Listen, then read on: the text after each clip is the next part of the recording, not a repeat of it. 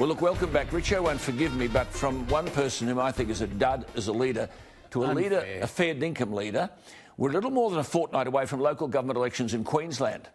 There's an interesting statistic about these elections. There's a two-sided dilemma in relation to politicians, and Graham and I have talked about this often. You've got people like McCormack who give politicians and political leadership, I think, a bad name because they don't deliver. Yet they won't accept that they're not up to the task. A good leader gathers about him good people. And there are good people in the National Party in Canberra. Barnaby Joyce is the best retail politician in the country. Matt Canavan is amongst the smartest the National Party has ever had. McCormack doesn't want them. They're a threat. And this dissuades many people from entering politics. They argue that if merit isn't the criterion, being able and good, being someone of ideas, energy and persuasive powers, these qualities are not identified or rewarded. So good people say, well, what the hell? Hence, in these local government elections in Queensland, we have a metaphor of the problem. The mayors of nearly 1 in 5 of Queensland's 77 local councils will be elected unopposed for the next 4 years.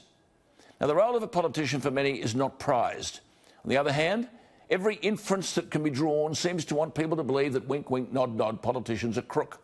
So there are all sorts of integrity laws discouraging good people from getting involved. And a politician these days has to not only declare when he made a quid, where he made a quid, where he lost a quid, who helped him get a quid, who you slept with, why your marriage failed, how many women do you have in tow, as if it was fertility rather than ability that we're seeking. So 1 in 5 of the current mayors will be elected unopposed. 15 mayoral candidates will face no contest. And consider this, compared with previous elections, nearly twice the number of existing councillors are not standing. I think we've reached the point where we cultivate the presumption that everyone is a dud or a crook, so who wants to submit to that nonsense? So-called reforms of government are a disincentive for many who want to serve. And then you've got people like McCormack, in my view, transparently not up to the task. And people think, well, I don't want to be identified with that kind of mediocre stuff. We don't want people in government who are risk-averse. We've got a crisis in government at all levels, when good people are no longer interested. I was at the Gold Coast at the weekend. I had to do a gig. It's a magnificent, modern and thriving city. The Mayor Tom Tate is being opposed. He encourages that. And indeed, on 1 or 2 of his big-ticket commitments, he simply says, listen, if you don't want them, don't vote for me. This bloke's a leader and a doer. How do we know? Well, he's made a success of his own life. You don't want someone telling you how to run a city if you could never make a quid yourself. Tom Tate presides over a $1.7 billion budget. His council paid for the Commonwealth Games without a levy on ratepayers. He won't win the local public speaking competition, nor will he be the best dressed on the ground on Melbourne Cup Day. But he'll be out there having a punt, and like the people he represents, winning some and losing some. But the success of the Gold Coast today owes much to this bloke. He's joining us from the Gold Coast. Mayor Tom Tate, good evening. Thank you for your time. You've got a tie on. Yes, Alan. I thought you'd have one, so I didn't want to be underdone. Now tell us, how do you do it? I mean, it's a tremendous thing. Firstly, you know, the Commonwealth Games, that's a big story. You didn't raise ratepayers' money. You saved on the budget. Yeah, we cut out a lot of middle ground management and we collapsed 8 departments down to 5. So, and the other thing I said to all the boys and girls there, I said, look, forget about gold-plated solution. You know, like they wanted to build 5-metre footpath when 3.5 metres would do where 2 prams would pass. That's good. So that's the sort of things we want to deliver frontline service at the price we can afford. So you've been mayor since 2012, and that was at a time when the economy was struggling post-global financial crisis. I mean, I follow what you've done because I own property on the Gold Coast, and I think what you've done is amazing. There were 2 cranes in the sky, I think, when you took over. I mean, how many are there now? Do you run out of cranes?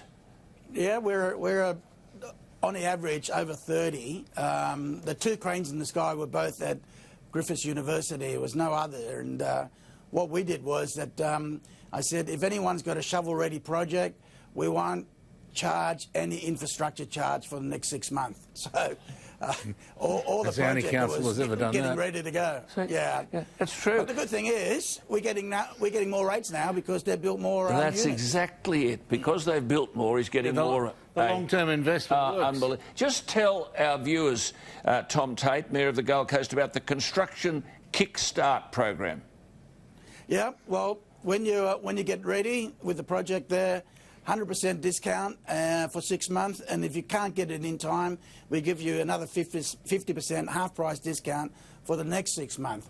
But I had a bit of complaint there. It rained for a month in the first 6 months, and everyone said, look, my place is shovel ready, but I can't get out there and get the backhoe into it. So I extended for another month. And now the momentum has picked up. And the good thing is that part of our economy is going along nicely. It was a hand up, not a hand out. That's it. See, now, he talks like, you know, a bloke who's out there getting his hands dirty, but there's another side to the coin.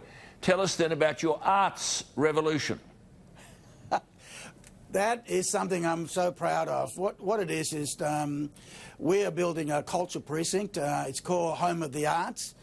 It's a 10-year program. We've done our amphitheatre, which looks magnificent. The Green Breach looked like a piece of art itself. Our gallery will be completed in October and we will be open around April next year. And I can't let the cat out of the bag, but some of the exhibition is going to be world class. So everyone down south should come up and enjoy some of the Gold Coast culture. It's magnificent, it really is. Now, just go back to the issue of debt, because when you came into office, I think the debt was about $866 million. Now, you could have retired debt by jacking up rates and taking it from the ratepayer. You've reduced that now to $620 million, but I think for the last 7 years, your rate increase has been set at CPI or below. Yep, we did 8 budgets there, and that's what people want, certainty in their hip pocket. And I'm a good-sized ratepayer myself, so it's a bit of incentive to make sure that there's value for money.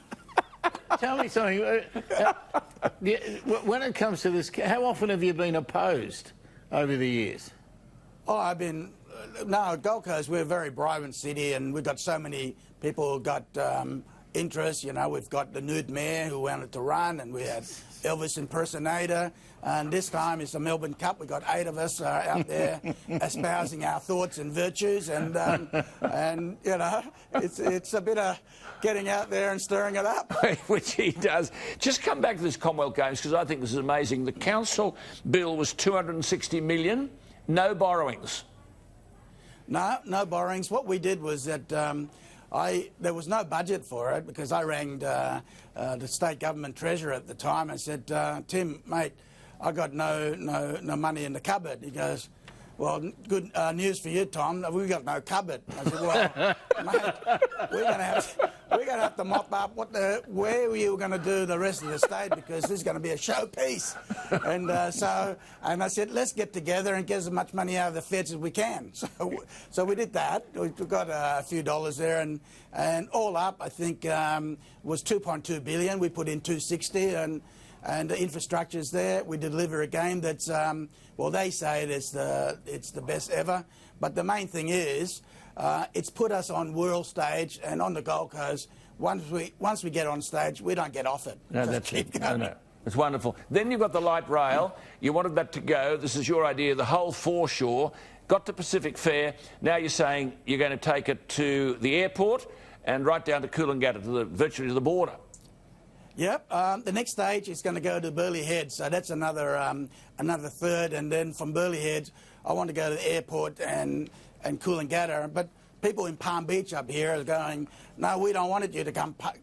We don't want the light rail. So I sent out a press release and said, well, I've listened to you, and what we'll do is we'll go from Burleigh and next stop in Chugan straight through Palm Beach, no stop. So I've listened, and we'll do that. Yeah, the first time I met this bloke, Graham, there was all this debate about a carbon tax. Everyone thought he was mad, because I think he'd just been elected, and you opposed, it was Kevin Rudd and Julia Gillard, he was the Prime Minister, and you opposed the carbon tax, did you not? And this sort of set the debate going, and in the end, of course, the Labor Party lost the election, Tony Abbott became Prime Minister and abolished the carbon tax. It was your first foray, I suppose, into national politics, wasn't it?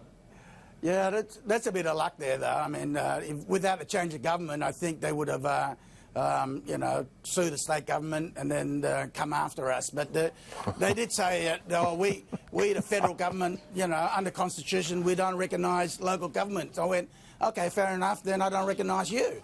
So we didn't pay it. Yes. It was fortunate there was change of government. I would have had to stay on as long as I could. But why haven't you had a go at federal politics?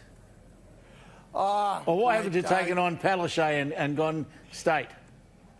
You know, if you know what I'm like, I love walking down, have a pub with a few people.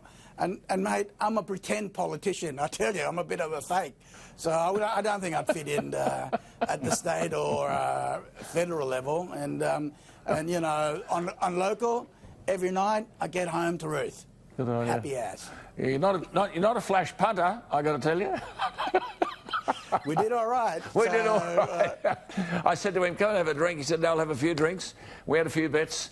Listen, good luck. We need more of you. You're just not risk-averse. Get out and have a go, and the public love it.